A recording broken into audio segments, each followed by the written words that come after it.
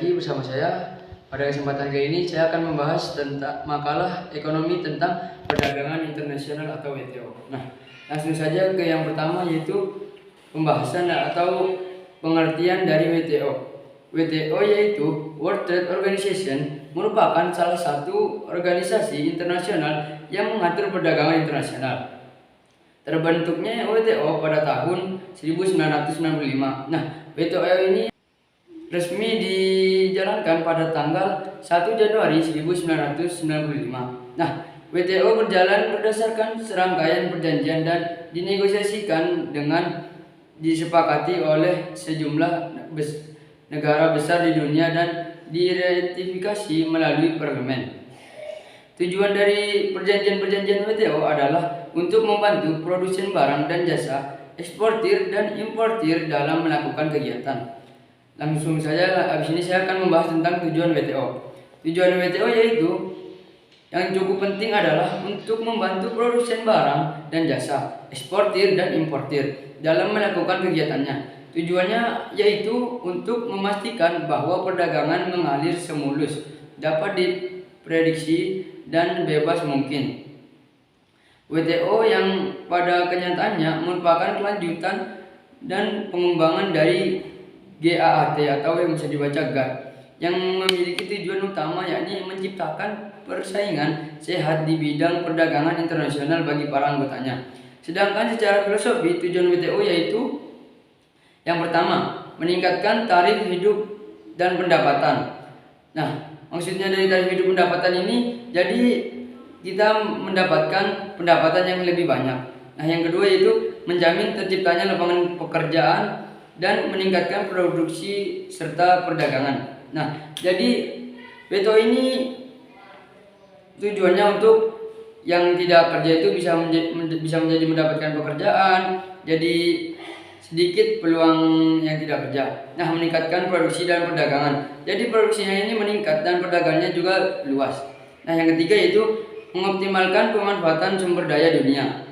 Nah, menurut Van den Bos, tujuan akhir dari WTO adalah sebagai berikut. Yang pertama yaitu meningkatkan standar hidup. Jadi standar hidup kita itu meningkat, tidak rendah.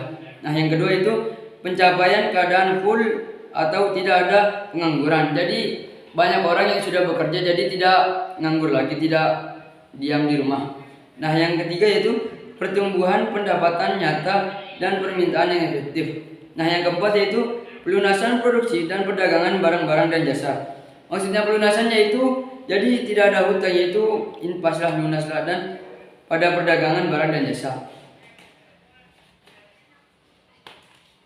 Nah, yang selanjutnya yaitu fungsi dari WTO. Fungsi utama dari WTO yaitu sebagai forum bagi para anggotanya untuk melakukan perundingan perdagangan serta mengadministrasikan semua hasil perundingan dan peraturan-peraturan perdagangan internasional. Selain itu, fungsi WTO diantaranya yaitu yang pertama, mengatur perjanjian antar negara dan perdagangan. Nah, maksudnya mengatur ini jadi bila kita ingin melaksanakan rapat atau ada perjanjian, jadi kita itu bisa mengaturnya untuk mengumpul di mana, pada tanggal berapa, ya seperti itulah.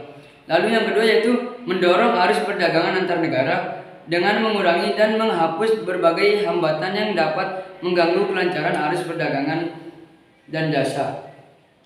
Nah, maksudnya ini jadi WTO ini mendorong arus perdagangan antar negara yang tadinya hanya berkembang di dalam negeri jadi bisa berkembang di luar negeri, dan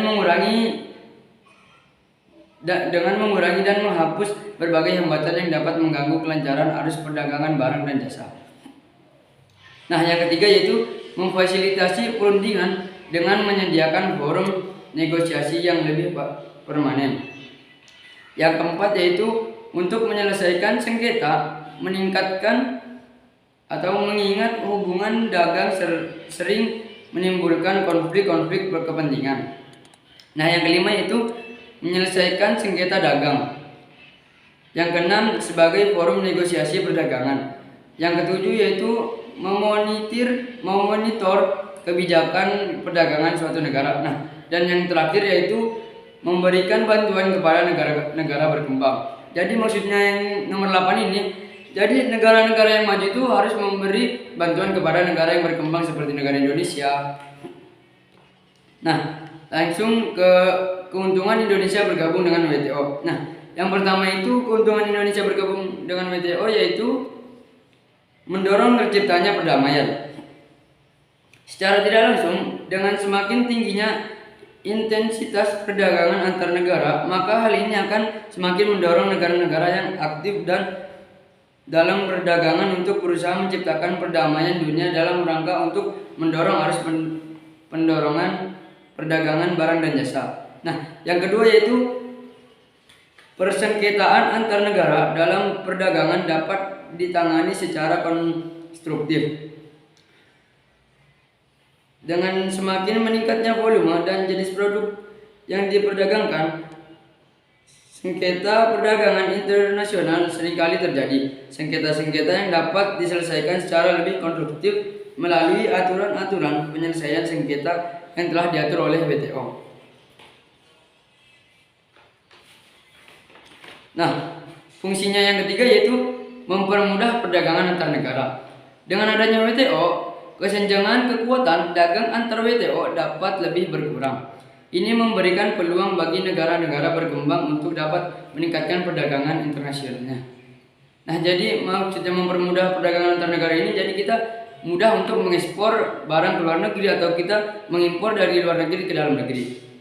Nah, yang keempat yaitu mendorong pengangguran tarif dan hambatan non-tarif. Nah, dengan bergabung di WTO, negara mendapatkan tarif yang rendah serta aneka hambatan perdagangan internasional dan diminimalisir. Maka diharapkan dapat lebih menguntungkan konsumen dalam negeri. Lalu yang kelima yaitu memberikan banyak pilihan produk pada konsumen internasional. Banyaknya produsen dari berbagai negara yang dapat mendistribusikan produknya ke berbagai negara lain, membuat konsumen memiliki pilihan produk yang lebih banyak pula. Hal ini juga akan mendorong terjadinya persaingan sehat antar negara dan memicu kreativitas produsen dalam bermotivasi dan meningkatkan kualitas produknya agar dapat menarik perhatian konsumen. Nah, yang keenam yaitu mendorong pertumbuhan ekonomi. Perdagangan yang meningkat akan mendorong terciptanya lapangan kerja yang lebih luas, sehingga pertumbuhan ekonomi negara juga akan ikut meningkat. Nah, yang ketujuh yaitu mendorong perdagangan internasional menjadi lebih aman dan efisien. Dengan adanya aturan-aturan yang diciptakan oleh WTO, negara-negara WTO lebih terlindung dari praktik persaingan dagang yang tidak sehat dan meminimalisir kemungkinan negara-negara kecil merasa terancam dengan negara-negara besar yang mungkin memiliki kepentingan politik yang tertentu. Nah, tadi saya sudah menjelaskan tentang keuntungan Indonesia bergabung dengan WTO. Nah, sekarang saya akan membahas kerugiannya Indonesia bergabung dengan WTO. Nah, di sini ada beberapa kerugian. Yang pertama yaitu kewajiban standarisasi internasional. Dengan menjadi anggota WTO, Indonesia harus melakukan berbagai standarisasi produk yang menyulitkan Indonesia dalam perdagangan internasional. Nah, jadi Indonesia di sini tuh sulit untuk langsung mengekspor barang, jadi harus distandarisasikan produknya dengan persetujuan WTO. Nah, yang kedua yaitu persaingan ketat. Produk Indonesia masih sulit menembus pasar internasional, disertai dengan banyaknya produk asing dalam pasar nasional yang lebih diminati sehingga pertumbuhan ekonomi Indonesia mengalami tantangan. Nah, maksudnya Indonesia ini masih kurang dalam perdagangan untuk menarik masyarakat menggunakan barang Indonesia, masih kalah saing. Nah, lalu kuota barang impor di Indonesia melonjak naik secara signifikan, sedangkan jumlah barang ekspor tidak terlalu bertambah. Nah, jadi Indonesia ini malah kebanyakan mengekspor, malah banyak mengambil barang dari luar negeri daripada mengeluarkan barang. Nah, yang ketiga yaitu diskriminasi terhadap negara berkembang. Meskipun telah diatur dalam berbagai peraturan WTO, pada kenyataannya negara-negara maju terkadang masih melakukan praktik diskriminasi pada negara-negara berkembang. Contohnya, pemberhentian impor rokok kretek di Indonesia oleh negara Amerika. Nah, negara Amerika ini memberhentikan pengimporan rokok karena negara Amerika itu takut kalah saing dengan negara Indonesia. Nah, cukup sekian pembahasan saya tentang perdagangan internasional. Apabila ada yang mau ditanyakan, silahkan ketik di kolom komentar. Sekian dari saya. Wassalamualaikum warahmatullahi wabarakatuh.